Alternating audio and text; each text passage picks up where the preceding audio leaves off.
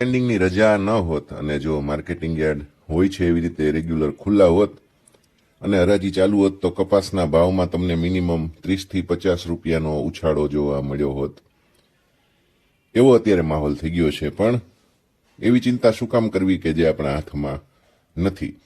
Yard કંઈ આપણે ખોલાવી નહોતા શકવાના. પણ ચિંતાની જરૂર એટલા માટે નથી કારણ કે કાલથી જ માર્કેટિંગ યાર્ડ મોટાભાગના ખુલી રહ્યા છે. માર્કેટિંગની રજા પૂરી થઈ રહી છે અને કપાસના ભાવમાં તમને મિનિમમ 30 થી 50 રૂપિયાનો ઉછાળો જોવા મળે એવી પૂરેપૂરી શક્યતા છે. કારણ કે પાછલા 3 દિવસમાં ને ખાસ કરીને ગઈકાલ સાંજથી માહોલ એકદમથી બદલાઈ ગયો છે. શું કામ એની વાત તમને વિડીયોમાં કરીશ. કારણ કે વૈશ્વિક બજારોની સાથે આપણે ત્યાં પણ શંકર, રૂ, કપાસિયા અને કપાસિયા ખોળના ભાવમાં જબરજસ્ત તેજી થઈ ગઈ છે અને એની અસર કપાસને તો થવાની જ છે. ભલે કપાસનો જથ્થો ખેડૂતો પાસે જેટલો હોય એટલો, પણ જ્યાં હશે, જેની પાસે હશે એમને ફાયદો તો થવાનો જ છે. માર્કેટિંગ યાર્ડ મિત્રો જ્યારે માર્કેટિંગની રજા પહેલા બંધ થયા ત્યારે કપાસનો ભાવ ક્યાંક 1700, ક્યાંક 1725 કે 30 સુધી હતો અને એનાથી થોડાક હલકા માલ હોય તો 1650 સુધી પણ ઘણા બધા ખેડૂતોને ભાવ મળ્યો એન્ડ સિઝન વખતે. હવે એવું થયું કે 2 દિવસમાં જે પરિવર્તનો આવ્યા છે વૈશ્વિક બજારમાં, આપણી બજારમાં સીસીઆઈના ભાવમાં, એ પછી સિઝનની ટોચની સપાટીએ પહોંચે એવી પૂરેપૂરી શક્યતા છે. પણ યાર્ડ ખુલે ત્યારે ખબર પડે કે કેટલી તેજી યાર્ડમાં કરવામાં આવે છે. વૈશ્વિક બજારમાં ન્યુયોર્ક કોટન 70.72 સેન્ટ સુધી મિત્રો વધી ગયું ગઈકાલે અને 62-64 સેન્ટ વચ્ચે વાયદો અથડાતો હતો. એ પછી આજ સુધી લગભગ 15% કરતાં વધારે સુધારો વાયદાની અંદર થયો છે. એટલે પણ અહીંયા તેજી થઈ ગઈ છે. મેં તમને હંમેશા કીધું છે મિત્રો કે આપણી શંકર ઘાસડીનો ભાવ ન્યુયોર્ક કોટન વાયદાને આધારે જ નક્કી થાય છે. પણ મોટાભાગના ખેડૂતો આપણી વાત માનતા નથી અને પછી ગમે તેમ કોમેન્ટ કરતા હોય છે. પણ કોમેન્ટ કરતા હોય તો આપણને કાંઈ એની ચિંતા નથી. બજાર જેમ ચાલવાની છે એમ તમારા કે મારાથી બદલાવાની નથી. પણ શંકરુની ઘાસડી 57,500 થી 58,000 રૂપિયા થઈ ગઈ છે અને ન્યુયોર્ક વાયદાની પાછળ થઈ છે. ચાલુ મોસમમાં પહેલી વખત ઘાસડી 58,000ના રેકોર્ડ બ્રેક લેવલ સુધી પહોંચી છે. આ સિઝનમાં ભાવ એકેવાર થયો નહોતો.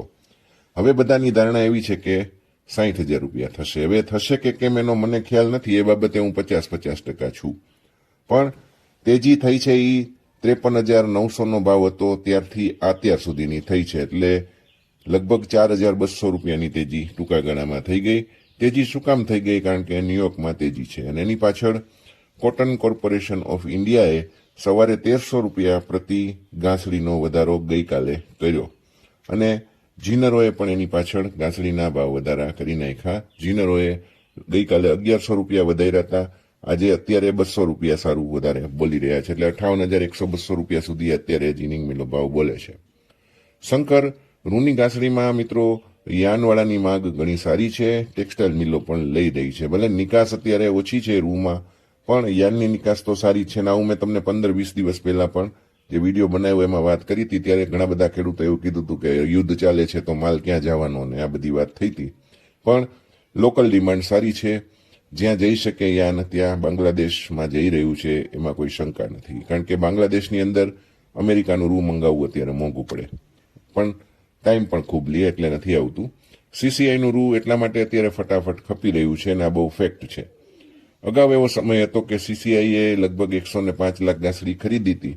એ ઘાસડીનો સ્ટોક જે છે એ ગળે ભરાશે અને લાંબો ટાઈમ ખેંચાશે એવું લાગતું હતું. પણ અત્યારે એવું થયું કે સિઝનના અંતે સીસીઆઈ કદાચ 30-35 લાખ ઘાસડી જ એની પાસે રહી હશે. સંજોગો વધુ સારા થાય, વધુ સારી ડિમાન્ડ નીકળે તો કદાચ એટલો સ્ટોક પણ સીસીઆઈ પાસે નહીં હોય. આ બહુ ફેક્ટ છે એટલે સ્વીકારજો. અમેરિકાના ટેક્સાસ રાજ્ય મિત્રો વાત કરું તો એ કપાસના ઉત્પાદનમાં સૌથી આગળનું સ્ટેટ છે. સૌથી વધારે કપાસ ત્યાં થાય છે. ત્યાં દુષ્કાળની પરિસ્થિતિ છે. એના કારણે કપાસના વાવેતર વિસ્તારને અસર થાય એવી પૂરેપૂરી સંભાવના છે. એના ઉપર વાયદો વધ્યો છે. પણ એક ખાનગી સમાચાર સંસ્થાએ ગઈકાલે અમેરિકામાં કપાસનું વાવેતર કેટલું થશે એના વિશેનો એક શક્યતાદર્શી અહેવાલ રજૂ કર્યો છે. એ પ્રમાણે 92 લાખ એકર આજુબાજુ વાવેતર થશે, ખેડૂતો આટલું વાવેતર કરશે એવો અંદાજ આવ્યો છે. આ પહેલા અમેરિકન કૃષિ સંસ્થાએ 90 લાખ એકર આજુબાજુ ખેડૂતો વાવવા ધારે છે એવો એક રિપોર્ટ વ્યક્ત કર્યો હતો માર્ચ મહિનાની શરૂઆતમાં અથવા તો ફેબ્રુઆરીમાં રિપોર્ટ આવ્યો હતો. હવે 92 લાખ એકરનો અંદાજ આવ્યો છે. આખી ગેમ મિત્રો વાવેતર ઉપર ચાલશે. અમેરિકાની અંદર વરસાદ ઉપર ચાલશે, હવામાન ઉપર ચાલશે. કારણ કે અમેરિકામાં વાવેતરનો સમય એપ્રિલ મહિનામાં હવે ધીરે ધીરે શરૂ થવાનો છે. એક તરફ અલ નીનોની અસરની શક્યતા અમેરિકામાં પણ છે, એ કારણે પણ વાવેતર ઘટે એમ છે. એ ઉપરાંત ક્રૂડના ભાવ વધારે છે, ખાતરનું અને બાકી વાવેતરનો ખર્ચો કપાસમાં વધુ આવે એટલા માટે પણ ખેડૂતોએ અમેરિકામાં જે કપાસ મોંઘો પડે એ વાવવાનું ટાળી અને બીજા પાક વાવવાનું નક્કી કરે એવું અત્યારે દેખાઈ રહ્યું છે. બીજી તરફ આપણે ત્યાં કોટન એસોસિએશન ઓફ ઇન્ડિયાના અતુલ ગણાત્રાએ ગઈકાલે રાત્રે એક એવું નિવેદન આપ્યું છે કે નવી સિઝનમાં ભારતમાં કપાસનું વાવેતર 20% વધશે. કારણ પણ એણે આપ્યું કે અલ નીનોથી વરસાદ ઓછો થશે અને બધા જાણે છે કે વરસાદ ઓછો થાય તો કપાસ સૌથી સલામત અને સારું વળતર આપતો પાક બની રહી. આ બાબત સાથે તમે કેટલા સંમત છો મિત્રો? ખાસ કોમેન્ટ કરીને જણાવજો. હું સંમત નથી, કારણ કે આપણે ત્યાં કપાસનું વાવેતર વરસાદ, હવામાન ઉપરાંત મગફળીના ભાવને આધારે નક્કી થતું હોય છે. મગફળીના ભાવ ખૂબ સારા મળ્યા છે. ઉનાળુ વાવેતર જે અત્યારે પૂરા થવામાં છે એ પણ લગભગ 15% વધ્યા છે. ખરીફમાં પણ મગફળીનું વાવેતર વધારે એવું દેખાય છે. તો કપાસનું વાવેતર છે કેટલું વધી શકે તમે ખાસ કોમેન્ટ કરીને જણાવજો. તમારા ગામમાં મિત્રો કપાસ કેવા ભાવે ઓફર થાય છે, વેપારીઓ કેવો ભાવ આપે છે એ પણ તમે ખાસ કોમેન્ટ કરજો. તેજીના વાતાવરણ વચ્ચે અત્યારે કપાસિયાનો ભાવ બહુ વધી ગયો છે. 875-905 સુધીના ભાવ અત્યારે બોલાય છે. અને ખોળના ભાવની વાત કરું તો 1970 થી 2025 રૂપિયા સુધી ખોળનો ભાવ પહોંચી ગયો છે. આમ જોવા જઈએ તો કપાસ, રૂ, કપાસિયા અને ખોળ આ બધી જ બજારમાં તેજી થઈ ગઈ છે. પણ હાલ પૂરતી જે તેજી થઈ છે એ ખૂબ ઝડપી થઈ છે. સીસીઆઈની પાછળ થઈ છે અને સીસીઆઈએ ભાવ વધાર્યા છે એ આઈસ કોટન એક્સચેન્જ ઉપર વધેલા ભાવને હિસાબે વધાર્યા છે. એટલે તેજી હાલ પૂરતી રૂકાવટ અનુભવશે, કારણ કે ભાવ તાજેતરમાં જ સીસીઆઈએ લગભગ માર્ચ મહિનામાં ગાસડીએ 2300 રૂપિયા વધારી દીધા છે. ગઈકાલે 1300 વધાર્યા, એ પેલા કટકે 1000 વધાર્યા હતા.